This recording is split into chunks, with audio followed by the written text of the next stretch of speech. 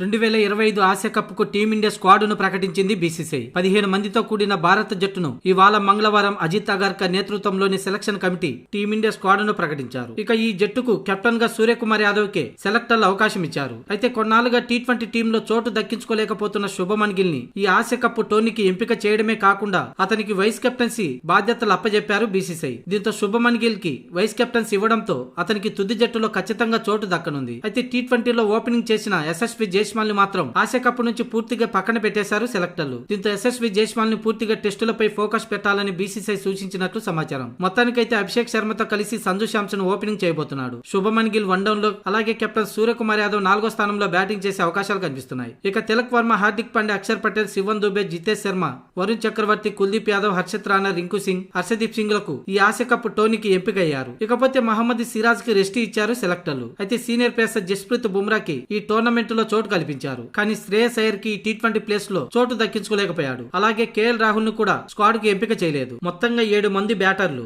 5 మంది బౌలర్లు, అలాగే 3 ఆల్ రౌండర్లతో సెలెక్టర్లు టీమిండియా స్క్వాడ్ ను ఎంపిక చేశారు. సూర్యకుమార్ యాదవ్, శుభమన్ గిల్, సంజు శాంసన్, అభిషేక్ శర్మ, తిలక్ వర్మ, జితేష్ శర్మ, రింకు సింగ్, హార్దిక్ పాండ్యా, అక్షర్ పటేల్, శివన్ దుబే, కుల్దీప్ యాదవ్, వరుణ్ చక్రవర్తి, జస్ప్రీత్ బుమ్రా, హర్షదీప్ సింగ్, హర్షిత్ రాణాలకి ఆసియా కప్ కోసం టీమిండియా స్క్వాడ్ కి ఎంపిక చేశారు.